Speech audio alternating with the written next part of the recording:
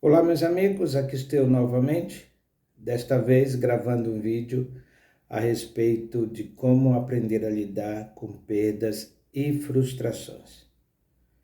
Nós sabemos que as perdas fazem parte da natureza humana, ou da vida humana, eu diria, e as frustrações também.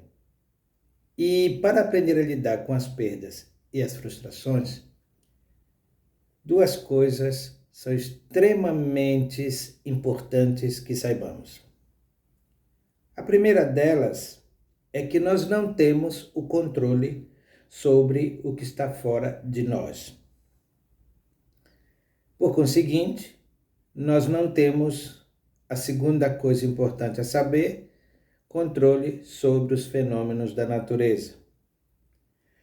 Fazemos parte da natureza.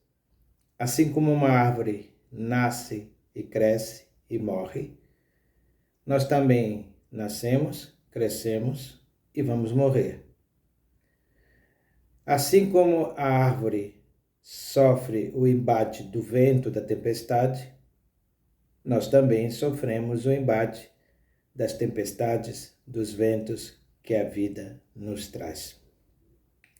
Portanto, a partir do momento em que nós compreendemos que nós fazemos parte da natureza, portanto, sujeitos aos fenômenos da natureza em suas mais diversas dimensões, sabendo que nós não temos o controle sobre o que está fora de nós, precisamos aceitar esses dois fatos.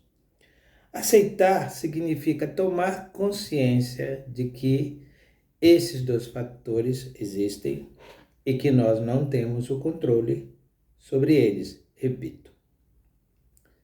Jesus Cristo, falando sobre isso, ele disse: "No mundo tereis aflições, mas tende bom ânimo. Eu venci o mundo."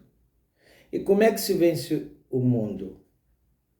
É compreendendo essas duas verdades, que nós não temos o controle sobre o que está fora de nós, que nós não temos controle sobre os fenômenos da natureza ou sobre a natureza. Por exemplo, vamos morrer. Independentemente da forma, nós vamos morrer. Minha mãe faleceu em 2016. Eu não tive controle sobre a morte da minha mãe. Só que o meu senso de eternidade queria que minha mãe vivesse para sempre. Aliás, esse senso de eternidade que nós temos faz com que a gente não pense em mudar de vida muitas vezes. Faz com que a gente desperdice nossa vida em coisas que não agregam nenhum valor. Faz com que a gente perca tempo com coisas banais, com coisas que também não acrescentam nada, porque nós achamos que somos eternos. Se o homem pensasse na temporalidade da vida, na limitação da vida, ele teria muito mais cuidado com o que ele faz, com o que ele pensa, com o que ele deseja fazer, ser ou ter. Ele aproveitaria a vida de uma forma abundante. Ele aproveitaria a vida agregando valores para si e para os outros. Mas não é isso que acontece.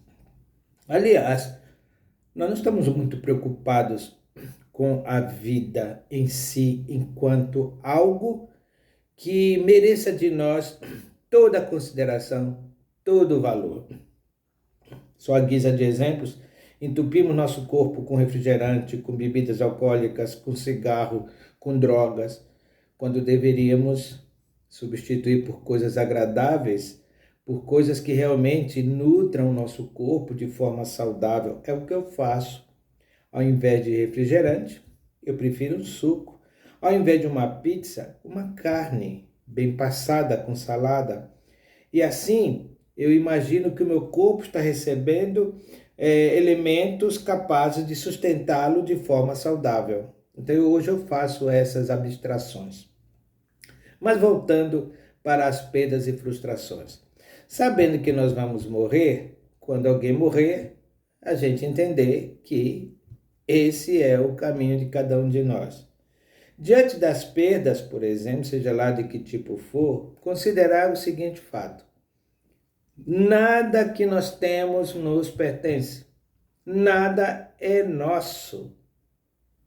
Uma casa não é minha, celular não é meu, este telefone em que eu gravo este vídeo não é meu, ele vai acabar um dia ou ele vai ser tirado de mim.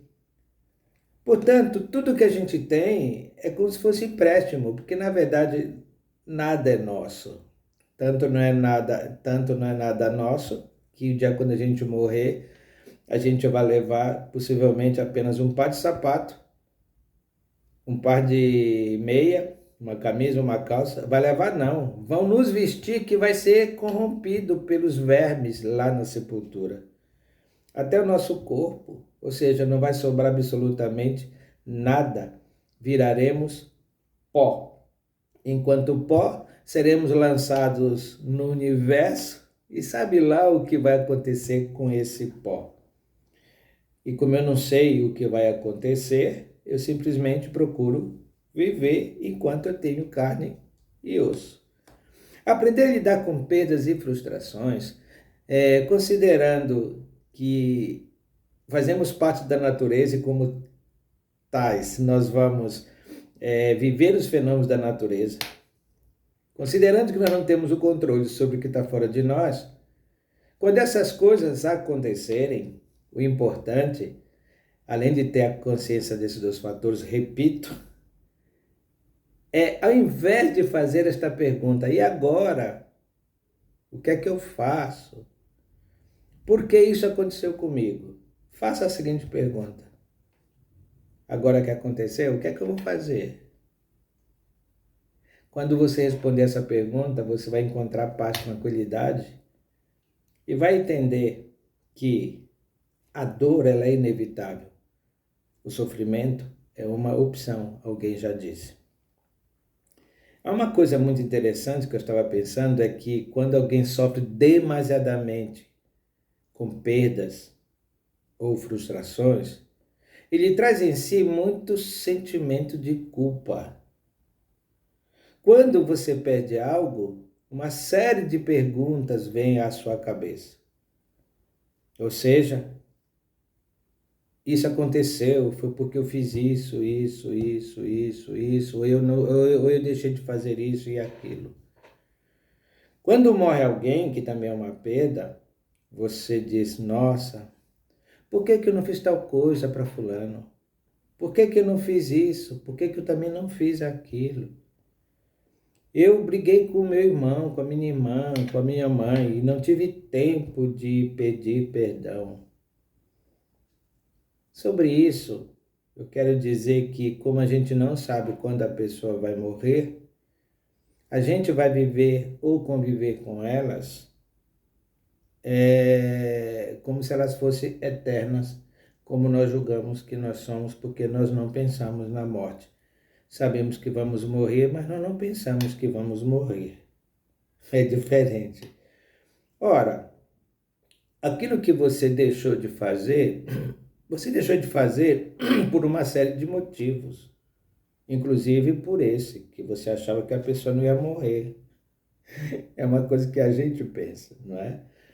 Então, eu não posso me responsabilizar por aquilo que eu deveria ter feito e não fiz, já passou, já foi.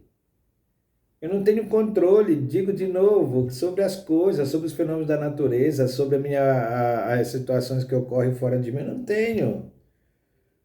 O que eu tenho é o que eu tenho, o que eu posso fazer é tentar gerenciar meus pensamentos e me livrar desse sentimento neurótico de culpa, que é um sentimento desproporcional à gravidade do ato cometido e é produto da avaliação que nós fazemos sobre o nosso comportamento. Você não é perfeito, eu não sou perfeito. Portanto, a culpa não existe, existe apenas causas e consequências.